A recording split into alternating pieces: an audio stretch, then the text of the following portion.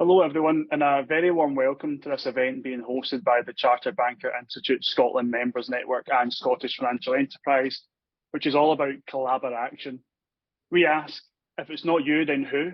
If it's not now, then when? As we shine a light on the power of collaboration, passion, and the power of the people to create change at pace. My name is Rory McIntyre. I work for NatWest Group, but off the side of my desk, I'm also the former chair of the Scotland Members Network of the Chartered Banker Institute, and I'm delighted that you've joined us today for what I think will be an extremely insightful conversation. We'll be discussing the success of the recent cross-sector collaboration to support Ukrainians arriving in Scotland following the outbreak of the current conflict. We hope that you, our audience, will be inspired on the success of this collaborative approach to take back to your day job and business problems, small and large. We have an esteemed panel with us today. I'm delighted they've joined me. We have Sheena Hales, Programme Manager at NatWest Group, Scott Brewster, Managing Director at Brewster Brothers, Barbara Haig, Social Impact Team Development and Innovation Lead at Social Byte, Hannah Beaton-Haverlook, Chair of the Associations of Ukrainians in Great Britain, Andrea Fraser, who's a civil justice lawyer, Anne Devine, KPMG Partner and Scotland Chair of CSR, John Beaton-Haverlook, Ukraine Project Coordinator for Edinburgh Voluntary Organisations Council, and Jane Curry, Director of Membership at Scottish Financial Enterprise. Panellists, I'm delighted that you've all joined us today, and I'm very much looking forward to this conversation. Just for our audience's awareness, given the size of the panel that we have today, we intend on asking each panellist just one question, and then we'll look to open up to a Q&A at the end, where I'll likely ask the panellists, more than one panellist at each question. So feel free to put questions in the Q&A box as we go throughout the session. Before we get into the session, I just think it's worth mentioning to our audience just how much recognition this work has done, considering how impactful it's been, having recently won the Chair Award at the 2023 Financial Services Awards for Scotland, ran by Scottish Financial Enterprise, which is awarded to the most deserving company across all award categories that best demonstrates a positive impact to society. And the work has also been shortlisted for awards at the UK Civil Service Awards and the Scottish Public Service Awards. There's been a whole lot of individual recognition and volunteering awards too, which is great. I'd also, before we get started, like to highlight that this conflict in Ukraine is obviously still ongoing. So I'd like to express our sincere sympathy to those still affected by this.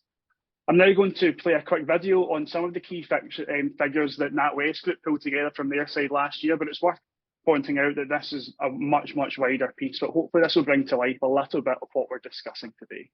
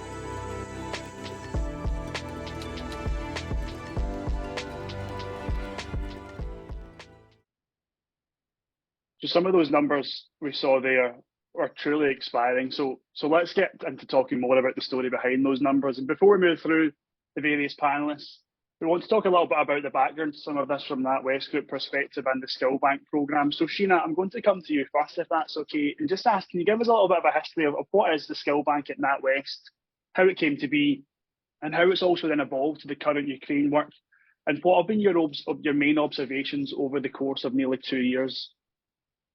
Yeah, thank you. It's amazing to connect with everybody. Skillbank was actually set up during COVID. We recognised at pace there was a mass need for food and different goods at an unprecedented level. It was actually that need came through from Barbara Haig, recognising, so Barbara's on the call here, history goes back a little bit, recognising that the communities needed support. We transformed our headquarters into a mass distribution centre, and together with Support Social Bite and Trussell Trust, we went on to do some quite profound things in terms of supporting people at that time. We then went on to look at the fact that Skillbank and using, leveraging our colleagues' volunteering hours and combining them with the resources, our networks and our strategic partners at pace was something we had the capability to do as a bank. So during the very start of the war had broke out. I was actually off work at that time, but a call from Action came in that was just immediate, it was loud, and as the title states here, if not who, if not me, then who, and if not now, then when. And I think at that time it was like Skillbank could lean in, so we did. So it was a very powerful and compelling but yet simple request that initially came in from Andrea, who's on the call. So a lawyer working in the community, involved in sort of high level support. And what she asked was very simple: could we help with storage? And could she introduce me to the Association of Ukrainians in Great Britain? So within a few days of the war breaking out, I visited Hannah. Hannah, that was a very emotional visit to the Association of Ukraine. Discovered a massive community that was grieving, a hub that was being stuffed to the rafters with donations that were coming in, but so much more was needed and such a pace. So I think at that point we realised that we could very quickly do a couple of things. So we engaged our volunteers, we looked at our strategic partners like KPMG that worked with us on the food distribution centre. We sort of put aside our ego and had a look to see what impact that we can have together. We also went out to our estates team, which is where we got introduced to Scott Brewster. So Scott was asked if he would consider lending a warehouse. I have to say, Scott, an amazing thing, because retail estate space massively premium at the time. So Scott couldn't say to you what that conversation felt like. But we also lent into our property team and public affairs, who negotiated the release of our Gogarburn house to become the welcome centre for displaced Ukrainians coming into Scotland. I think, I really like to say that the video that you saw and the things that we did are a drop in the ocean of what the Association of Ukraine, EVOC, the government have gone on to do. But I believe that what we did was we worked at pace, we stepped in, we collaborated, we took action, and I think we built a pillar for us all to work together collaboratively in a way that was needed at the time. And I think that my question as we go through this, as people listen to it, is that at times, I'll be honest, it was emotional. It was exhausting. It was relentless. You can't help but cry, sometimes when you see the situation, certainly this, of how it was going on. But we did pull together. We looked at how we could collaborate. What's the next thing that we could do? And we were very compassionate. Sometimes it was stressful. We didn't always get on brilliantly. Sometimes the stress meant that you had to be compassionate and lead with kindness and love. And I think that's how we achieved it, is leading with that compassion and impact over ego through everything we did. So if you're listening, I just want you to consider, question to you is, could you be a first follower? What is it that you could lean into? What could you influence and what could you support? There's still a lot of support needed here, but you might have other things that you're equally compassionate about. So please, just enjoy what we've got to say and recognise the partnership, but also recognise these things still need support. I would have stopped there at that point, Rory, and just pass back, if you don't mind. Yeah, thanks, Sheena. And yeah, you're totally right. It's inspiring hearing you talk there, because you guys have done a fantastic job. We talk about collaborating in day jobs for problems small and large, and it's always about overcoming barriers, and everything that you've just mentioned there is exactly that. It's bigger barriers than I overcome in my day job, but the behavioural approach to it is consistent. And yeah, so thanks for turning that back to our audience, and I hope that they're taking a lot from this already. If I now move around the panel, I'm actually going to steal with pride a little bit from a recent event that was hosted where a few of the panelists spoke at, and I'm going to kind of split you guys in two a little bit. So I'm going to start off with discussing a couple of questions with kind of organisations or individuals that decided to use their resources, scale, and people to make a difference. So, Andrea, if I can come to you first. So, probably quite an open question, and maybe a bit of a difficult one, but what did it just feel like to play such a leading part in an action group with such amazing collaboration? Thank you so much. I should say it's a privilege to be here, and listening to you, Sheena, speak and seeing that video really puts me back to where I was at the very start of the war, when I was looking to engage with other passionate individuals, and I found them in the hundreds, if not thousands.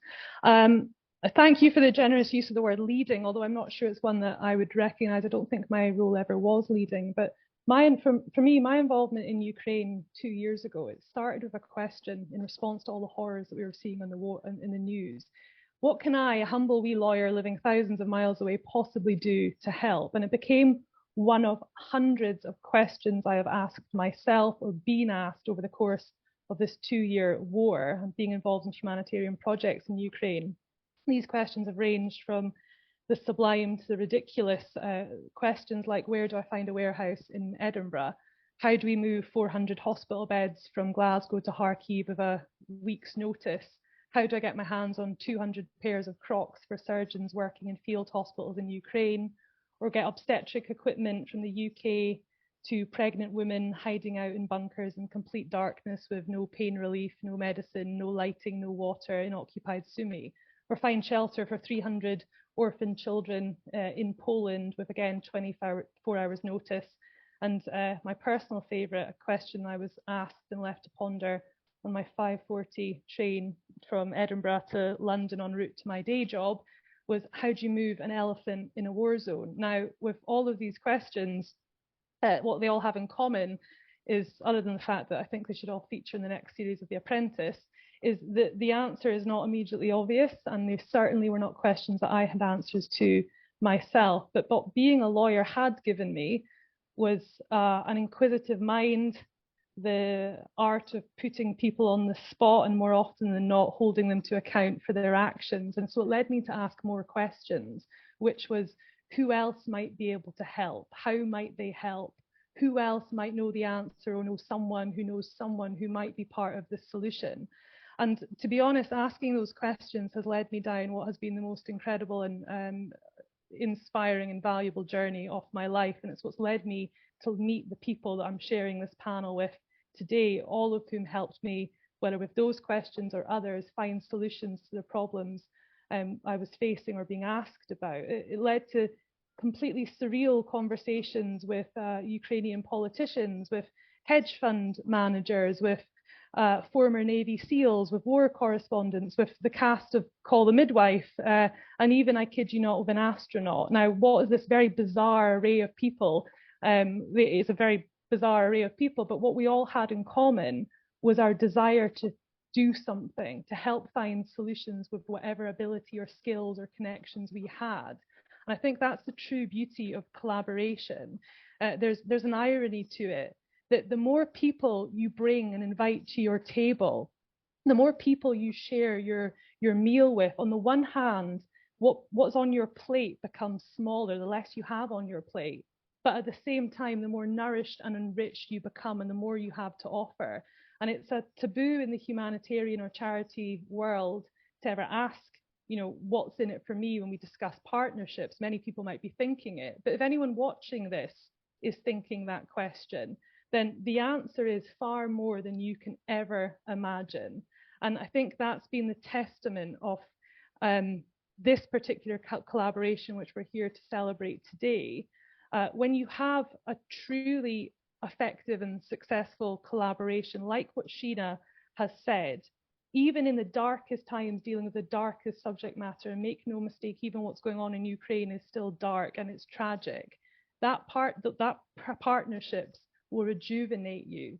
What they mean is that when you need to rest, there's always someone else who is willing to stand up so that you can sit down and inspire that fire in your belly, even 2 years on, to keep going and keep achieving results. And if I can sum up, because I'm possibly over my time, I would just encourage the audience here that whenever a situation presents itself where you want to do something, you want to help, is to ask yourself, what can I do? Or more importantly, what am I willing to do? What would I like to contribute? Because I think you'd be surprised to see where that question will take you and how it will shape your life. And also, just to my fellow panel members here, just to say that what an absolute joy and honor it has been over the past 2 years to have had a seat at your table. So thank you. Thank you very much, Andrea. Yeah, fantastic answer to that question. So thank you so much to speaking with us today and for your efforts on this work.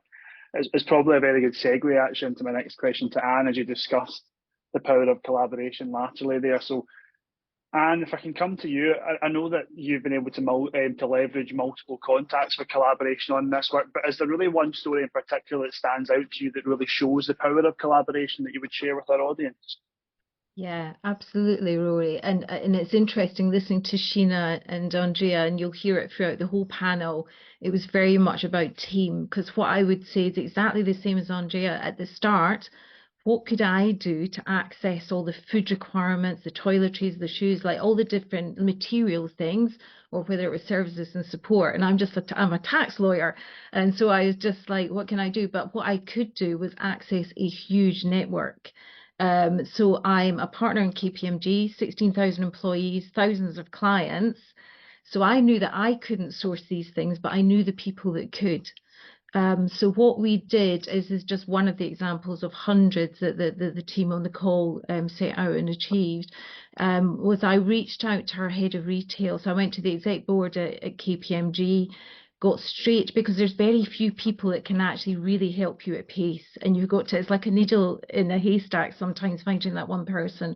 So I went to the head of retail, who then had direct conversations with a number of CEOs and other C-suite level individuals at some of the key supermarkets, first of all. So ones like Tesco's, Co-op, Sainsbury's.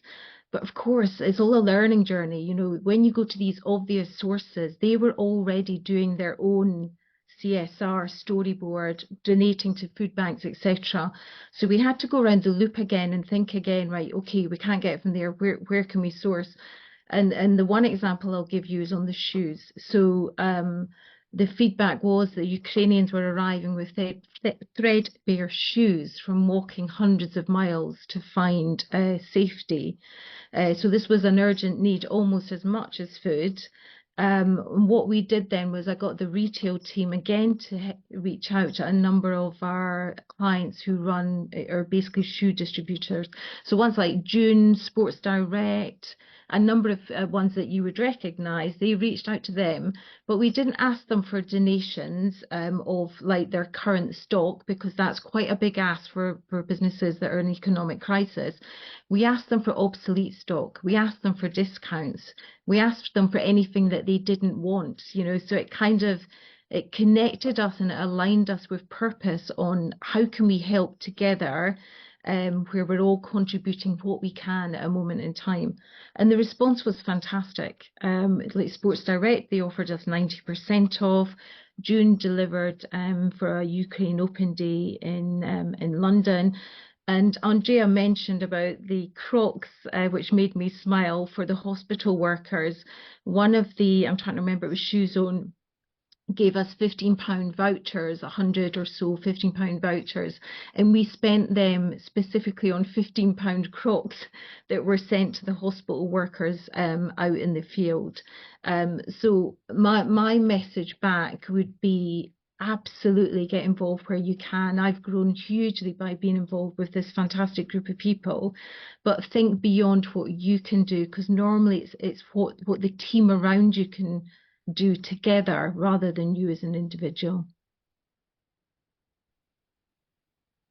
Thanks, Anne. That's really inspiring to hear that. And what's also powerful is I know that from conversations with various members of the panel, those numbers from the video at the start, and also Sheena mentioned that was just a drop of the ocean. I know behind all of those numbers there are stories like that as well. So all across this, there are multiple examples of where you've all clubbed together and looked at external sources. Yes, so thanks for sharing that with us, Anne. Scott, if I can come to you now, if that's okay, I want to just ask why you decided to help, and I think you're a bit of a unique role in this. So can you tell us a little bit about what specifically you did at Brewster Brothers? Sure, yeah. So Brewster Brothers is an SME just outside of Edinburgh, and at the time, obviously, I was, naturally dismayed by what seeing on the TV and in the news, and just generally, like most of us on this call, just felt a sense of extreme sadness, but also helplessness. So when I had a call from our relationship manager at RBS Estates team, Martin McCourt, got in touch and just inquired whether firstly we'd be willing to help, and if we had any spare storage space at our self-storage facility at Newbridge. The brief was a bit vague. It was basically the space was to be used for sorting all these donations that were being received into aid packs and then bulking those up for export to Ukraine. So naturally, I wanted to help as much as I could, and once I showed that willingness, Sheena and Hannah, who's on the panel as well from UGB, came out to visit the warehouse, make sure they're happy with the space, familiarize themselves with access and welfare, and literally away we went overnight. And the volunteers came in, arranged the space, donations started coming inward, and eventually goods started going outwards to Ukraine. I think a lot of SMEs are looking for opportunities, to have social impact, community impact, be that local or further afield. And that, I guess that's why I just felt this sort of instinctiveness, almost to help and have a direct impact. I think often community work, it can feel a bit distant and indirect. So it's having direct impact and feeling part of a wider aid effort. And being a small business, we're, I guess, small and nimble enough to make a quick decision, act quickly, attend to the urgency of the situation that perhaps larger corporates wouldn't have been able to do. So again, it's tapping into that network of SMEs in the area. And there were security concerns naturally from other customers. It's a self-storage facility, so they're sort of looking over their shoulder at the other end of the warehouse, what's going on up there. But once that was communicated to them, what was going on, what it was in aid of, the buy-in from other customers was generous in itself, and many actually volunteered or helped out in some way with forklift, pallet trucks, etc. Moving materials around the warehouse. So yeah, overall, it was just really humbling to be part of, witness the efforts of the volunteer team on the ground in what was a 24/7 operation, and they were really the real heroes, doing the hard graft. We were just lucky enough to be able to provide the space and facilitate that hard work. Great, thanks, Scott. I think you're probably doing yourself a disservice there as well. Sheena mentioned at the start how expensive retail space and storage space is. And so, yeah, it's nice for you to pass kudos on to those volunteers, but it's obviously greatly appreciated from all the panel of how much you had put on the line yourself with making this space available. So, yeah, so thanks for sharing that with us, Scott. And it's really interesting to just taking a step back and actually just thinking of the logistics around all of this and bringing donations together and then distributing it. It's obviously a massive part of this. Those numbers that we looked at the start don't just happen automatically. So actually, it brings it to life a lot. So yeah, thanks for sharing that, Scott. Barbara, if I can come to you, if that's okay, can you tell us a little bit of your role, given your role at Socialbyte, and can you tell us a little bit about those large-scale donations that you managed to secure for this work? Yeah, well, my role was basically distribution lead, and that was through COVID. So Sheena and I, as Sheena had mentioned, had a previous relationship where we came together to look at how we respond during COVID. So for me, you know, at Christmas time, we do distribution of Christmas items and food out to charity partners. So for me, it was quite easy to repurpose in some way because we were definitely familiar with that scenario. But I guess repurposing in a way for me was around the thinking, because it was a different issue, and it was fast paced when I jumped on board.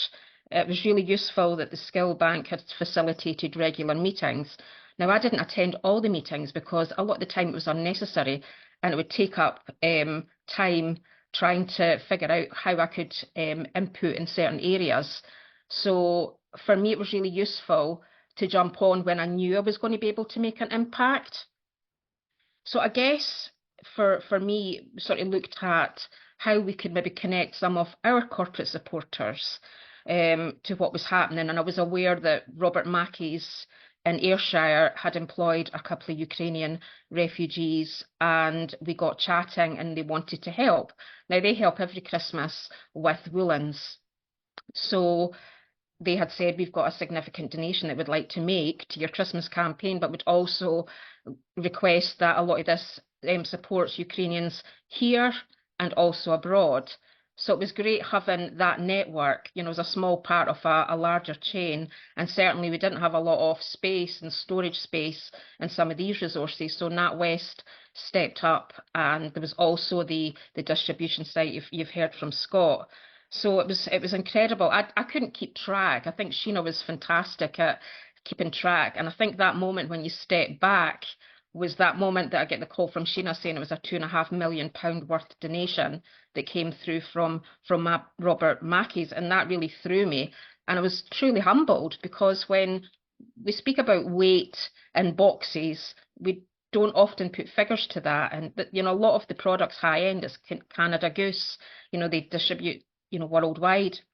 So yeah, it was definitely a truly humbling experience. But, you know, I think there was a lot of power in the connections that we made. You know, we were connectors to a responding sort of need. So we would pull in people to purpose, people to homes, people to essential items, people to community support.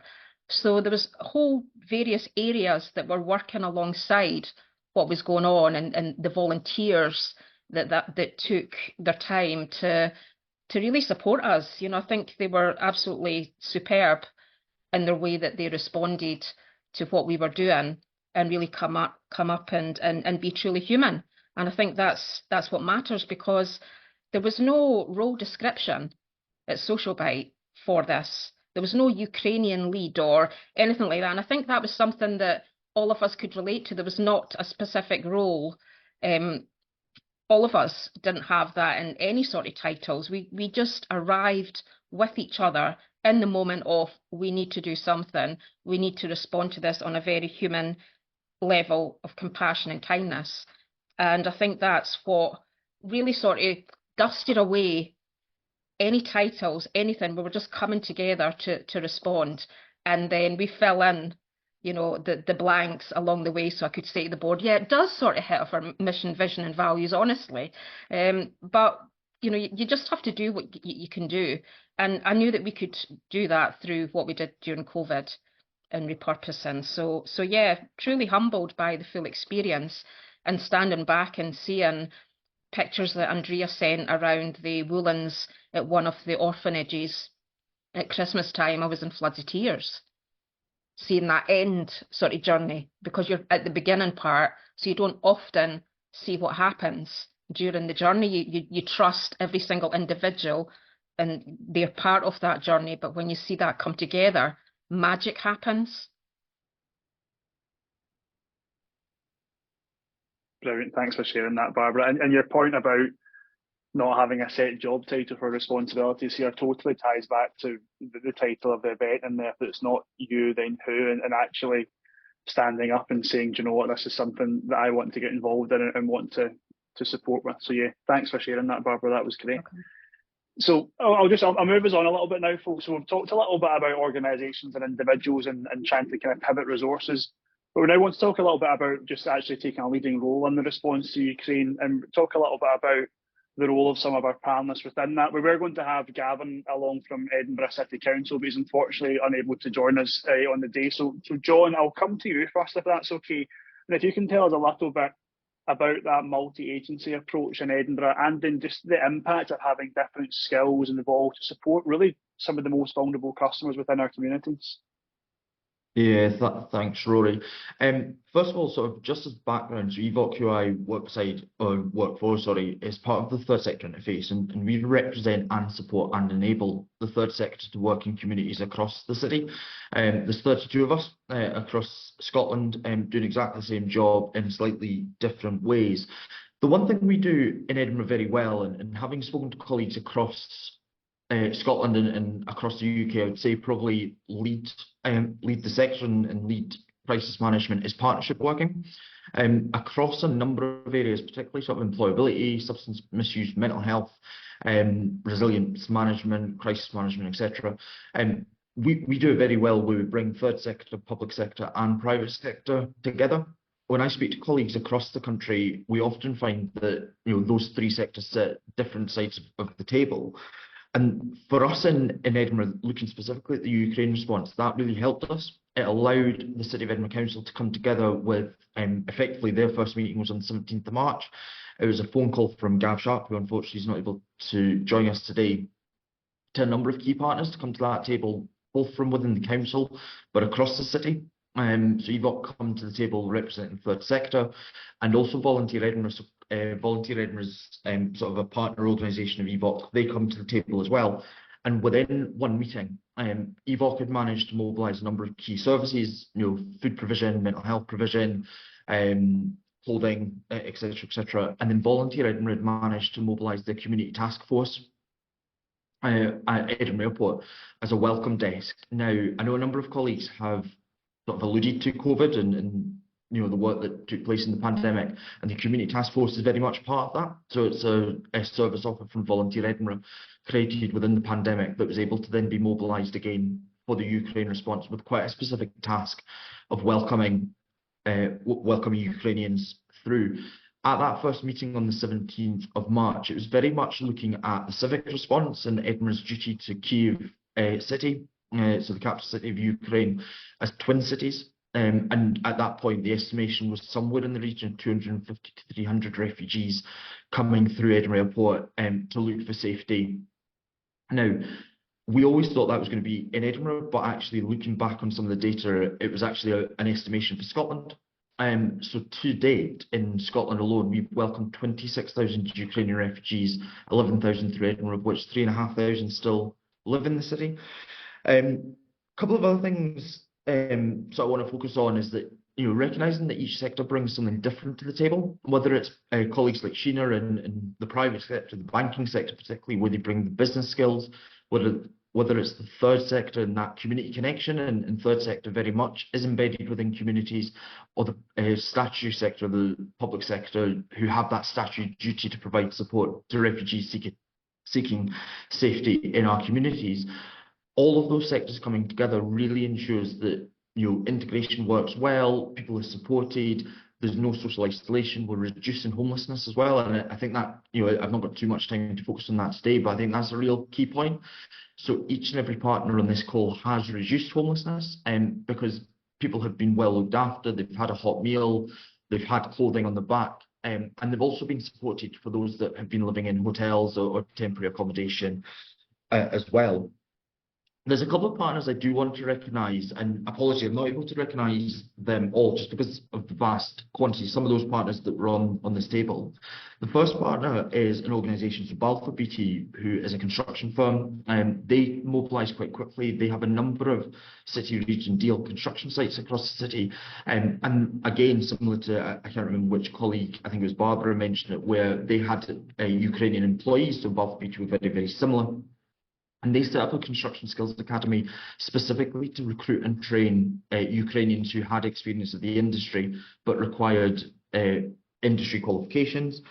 Social Bite as well, but Barbara spoke particularly well there around their support for Christmas and community meals. The work of Hibs FC and also Heart of Midlothian on the other side of the city, and their work around integration and looking at community meals and how they support within their stadium estate, and they're at the very sort of early stage of their journey of using their stadium estate to support the community. And then, you know, it probably goes without saying, but I can't forget the work that NatWest did, and I think we can probably credit them with being the first commercial partner coming, or private sector partner coming to the table.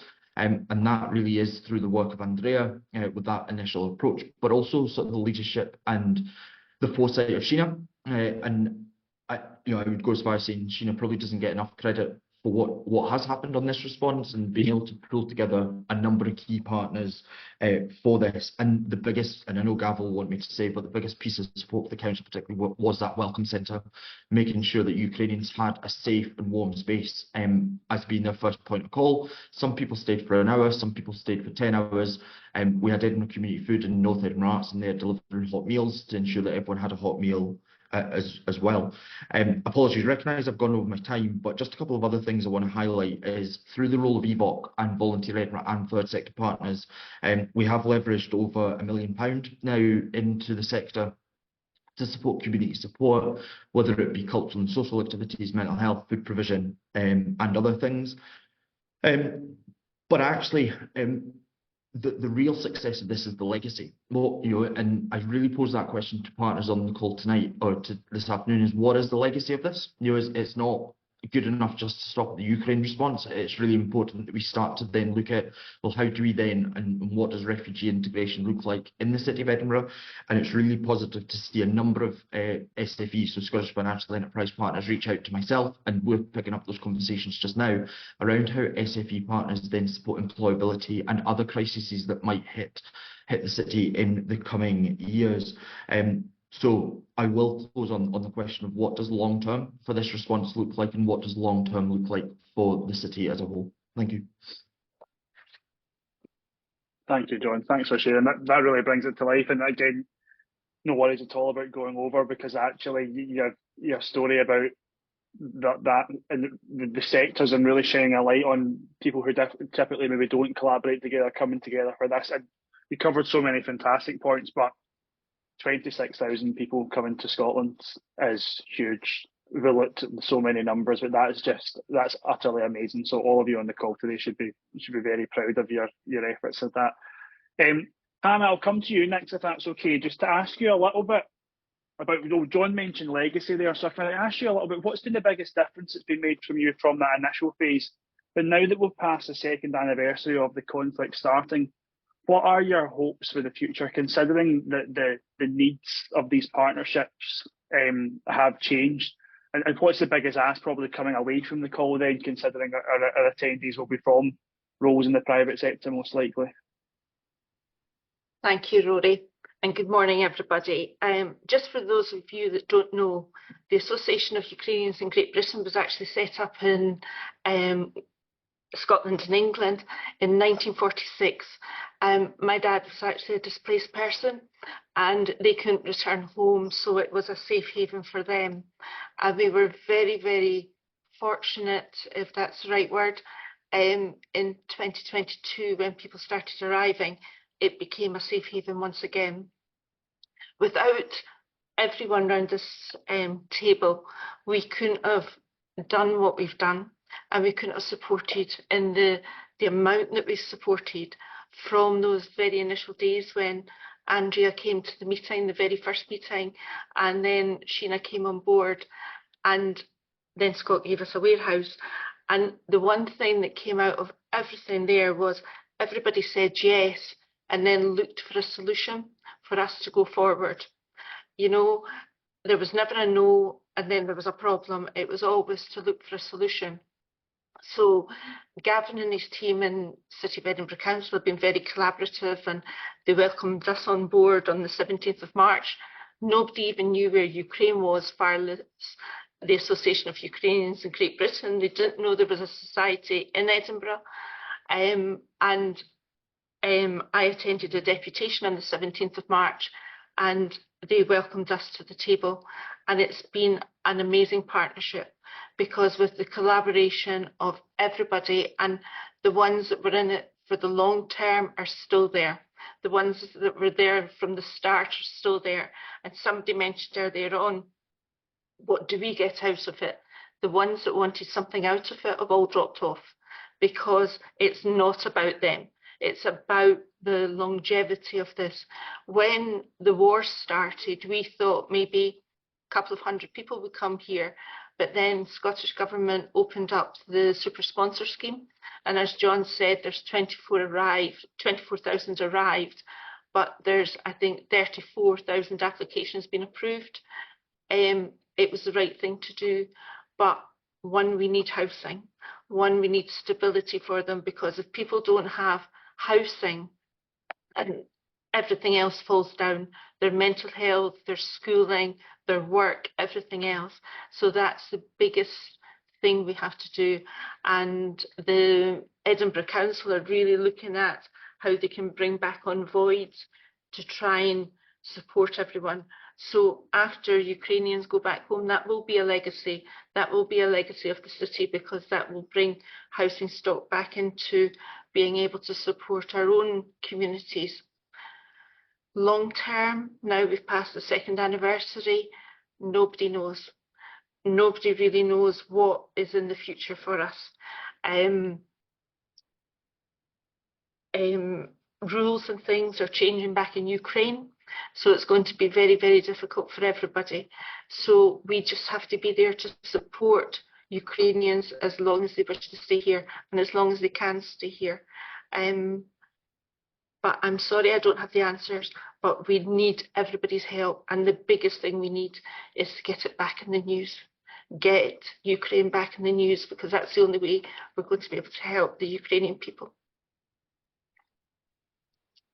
Thanks, Hannah. And again, really similar themes coming up with you there. I know that when we'd spoken previously, you spoke about removing barriers for opening bank accounts for people arriving in the country, and then you're mentioning housing there. These things are just going to keep coming along, but actually if we have the right people around the table, those barriers can hopefully be overcome really quickly. So thanks for sharing. One last question before we move on to the open Q&A. Jane, if I can come to you a little bit, 'cause I know that you're a sole panellist that wasn't involved directly with this work, but at your role at Scottish Financial Enterprise, I know you do an awful lot regarding vulnerable customers, and this work really exemplifies supporting those customers most vulnerable. So can you tell us a little bit about that, your view of this work, and also why this was a very fitting winner of the Chairs Award that the Scottish Financial Services Award that SFE hosted last year? Yeah, thanks very much. I mean, I think just by what everybody's heard today, you will probably understand why the Chairs Award was awarded. For us, it was a real demonstration of kind of how you can come together to create much bigger impact. So it would have been really easy for NatWest just to go, all right, okay, we're going to give people access to bank accounts. But they didn't just do that. They looked at kind of the problem as a whole and really thought about actually what can we do together, and connected in, across different charities and with the council and such like.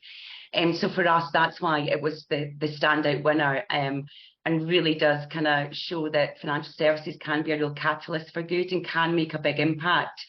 And people that are living and working and coming into Scotland, and we just are very keen to kind of build on that with the work that we're doing under financial inclusion. So maybe I could share a little bit about that as well, just kind of how we're kind of carrying forward some of the lens from that and trying to do a lot more in collaboration. So there's about 100,000 people in Scotland that don't have access to a bank account, and these are generally really vulnerable people. So they are people that are coming to us from Ukraine and, you know, other places across the world. They're the homeless people, those that perhaps are religious minority groups. And if you don't have a bank account, you can't really get access to the benefits that you're owed. You can't get access to kind of housing and all those kind of things. So it's really important that we kind of try and get as many people as possible connected to the financial system just by basic bank accounts. So we're actually doing a lot of work at the moment with the charity sector, with Financial Inclusion Scotland, with FinTech Scotland and the FCA. We are working with our banking sector group, so that's kind of all our banking members, to really think about how we can kind of bring solutions to connect more people to the system. So we're doing a lot of sandbox stuff at the moment with the FCA, where we're able to go in and kind of really understand what the barriers are and how we can make it easier and how we can connect better with those that are excluded at the moment. There's going to be there's a bit of a tech sprint happening on that, and there's going to be an event on the 30th of May just looking at what we've learned from that and how we can then kind of take that forward and actually try and actively get more people connected to the system, with a view that what we are hoping is, the ambition is that we will have everybody in Scotland will have a bank account and be connected to the financial system if they want to be, because there will always be people for whatever reason that don't. And one of the things that we're looking at is making sure that every young person that leaves school in Scotland has a bank account. And just by doing these things, we think that actually it could make a big difference, because once you're connected to the system, there's all the other information that's out there. And we do a lot of great work in supporting vulnerable customers that are connected, so we can get more people connected. We think that that's kind of a good first step. We're doing lots within SFE on that. There's big focus on vulnerable customer. We'll be running a vulnerable customer summit again in September. That's bringing everybody across the membership that either kind of works in that kind of retail banking or life and pensions where they're customer facing, but also the charities that we hand off to, looking at how we can get more people access to affordable credit. Because one thing that we know that's a problem is those that really need that kind of credit for problems that are kind of in the moment problems, it's actually really expensive to get credit, and that just shouldn't be the case. So we're really focused on kind of building that momentum when we've seen that collaboration in action through things like the Ukraine crisis and what we've done there, and also through COVID and what the financial services sector did to kind of work together. But it's not just the financial services sector working together, as I say, it's connecting in with all those other stakeholders like government, like charities and all that kind of thing. So I'm just really proud to see some of this stuff come together. And I'm sure, just a shout out, we have the Financial Services Awards happening again in October. Nominations are open. So I would just, again, ask anybody that's got some great examples of collaboration and action like this to put those nominations in, because it is our job at SFE to really shine a light on the great work that financial services do. We get a kick in quite a lot out in the media and other places, but actually I think through the Ukrainian crisis and some of the other crises that happened, Refugee was obviously a charity partner of ours a couple of years ago, and again that was a demonstration of some of the great work.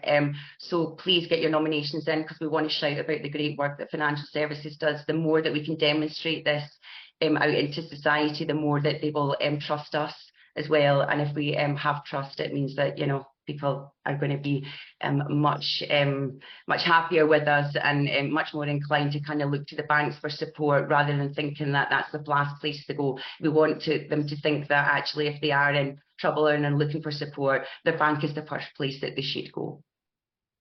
Perfect, thank you, Jane. And that really brings it to life about the wider role of financial services. So I really appreciate that, and I hope that resonates a lot with our audience today and anyone watching it on playback. So thank you.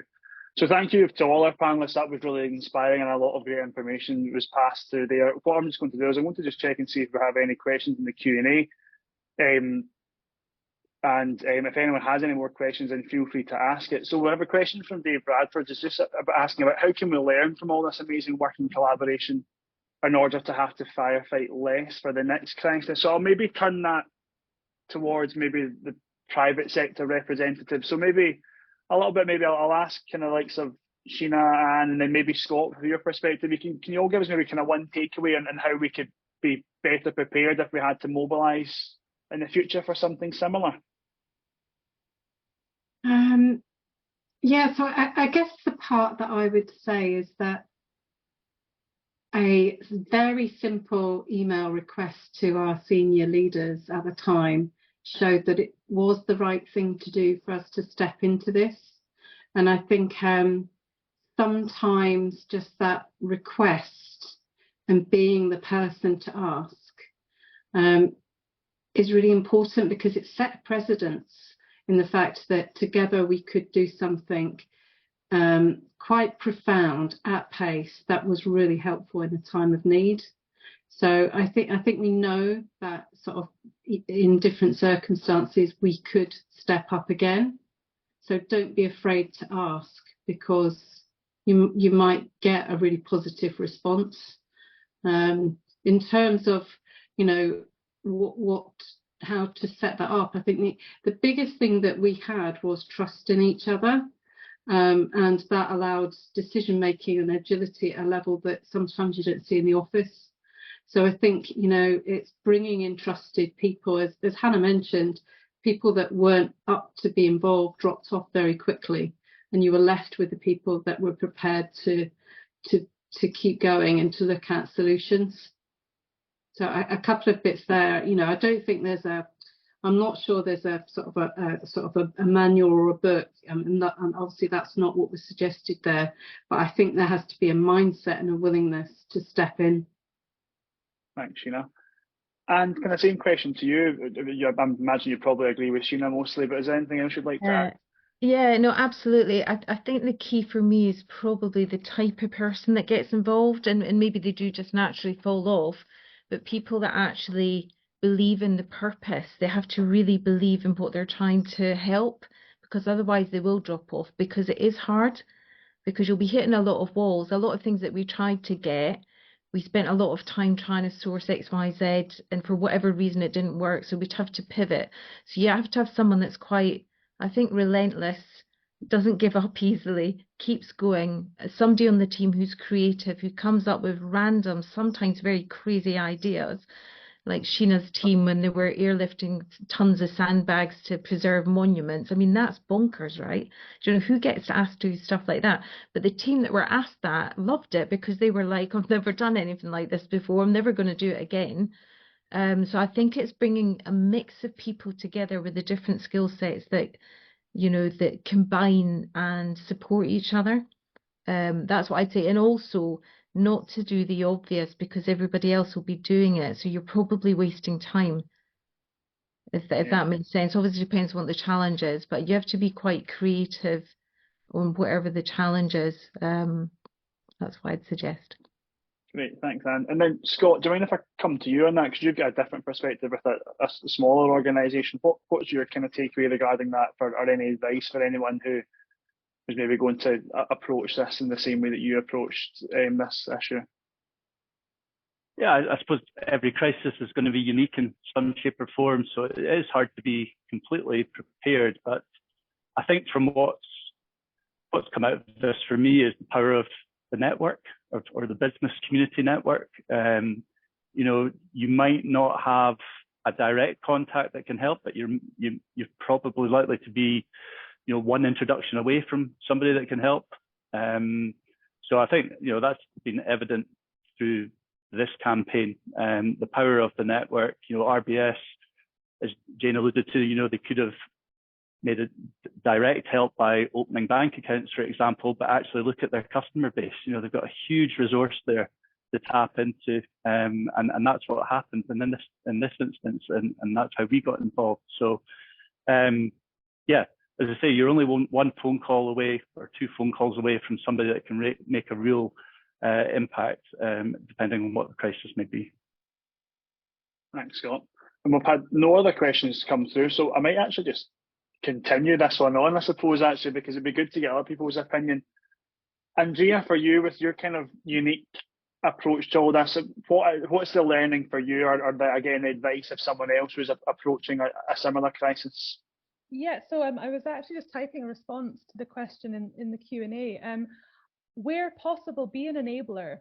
So I would say a very high proportion of organisations or individuals that I contacted whilst looking for humanitarian aid or support for humanitarian projects had either never been asked for help before, or because of the kind of bespoke organisation they were, or simply would like to help but didn't know how to help. And the same applies to individuals. There's many individuals there who watch the TV and go, well, other than sending money, and I can't really afford to send money, I don't really know how to help. What could I do? And I think when you go to approach organisations, try to enable them to see that they can actually contribute things more than simply finances. So to give you an example, in some cases, when asking for help, you can actually solve a problem for that organisation. And the more creative you get with your asks, the more likely that is to happen. So for example, there was a hospice in Ayrshire who were incredible, and they'd be very happy for me to acknowledge their work and help and support with this.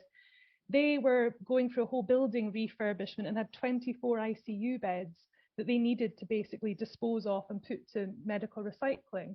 They had no idea until we happened to write out to all of these hospices, anyone we thought might have beds or medical equipment, and we wrote out to them and said, hey, if you've got any obsolete stock, why don't you give it to us? Now that was they were so delighted to be able to help, especially as a hospice, because they went, well, nobody ever comes to us for a good news story, unfortunately. So we're delighted to be able to do this. So I think when you're approaching organizations, don't be afraid to be a little bit creative, think outside of the box, think beyond simply financial donations, and actually help organizations to see that they can make a contribution without necessarily always needing to reach into their pockets. Can I just add to that one? I think just even with the hospital beds is a good example. You know, we had another donation that came in, which was 200 new beds, but actually they were in storage and there was a storage release fee. So we went to another couple of suppliers asking them, would you be willing to pay that? And then would somebody else be willing to ship it? So actually every situation needs a number of players, and within days that was shipped out to Ukraine. But like I want you to think, yeah, creatively. I think that's a really a very intelligent point to bring forward. Thanks, Sheena. And yeah, totally agree. And I hadn't heard the one about Ayrshire Hospice, Andrea. They're very local to me, and my family have done fundraising for them before through to support for some members of our family. So it's great to know that there was just so much input from different organisations across Scotland to support with this. We've had a brilliant question from Gillian in the cast, but with less than a minute left, we won't have a chance to answer it, but I'll maybe just close with that as a bit of a kind of pondering question to our attendees today. And Gillian's basically asking about how do we encourage people that volunteering becomes a way of life, considering the impact volunteers had on this work, that everyone who's here today is volunteered. Some people off the side of their desk, some people given the resource of their day job towards this. But we talk about it regularly about how volunteering can have such a positive impact to society. So actually, it's another takeaway for our audience. How do we make volunteering something that's just a kind of a way of life within how we work in our day jobs? But separate to that last point, I just want to finish by closing and saying thank you so much to all of our panelists for sharing their truly inspiring story today. I hope that our audience have enjoyed the session. Thank you all for joining us on this, and thanks to anyone who's watching on playback. It really has been a powerful hour, just getting inspired this story as we've got underneath how it all came together and how everyone clubbed together to deliver some really, really impactful changes for some really vulnerable individuals. So on behalf of the Chartered Banker Institute Scotland Members Network, thank you so much for sharing your story with us today. And take care, everyone. We really look forward to seeing how this work progresses going further forward and how we can support Ukrainians in the future. So thank you. Take care all.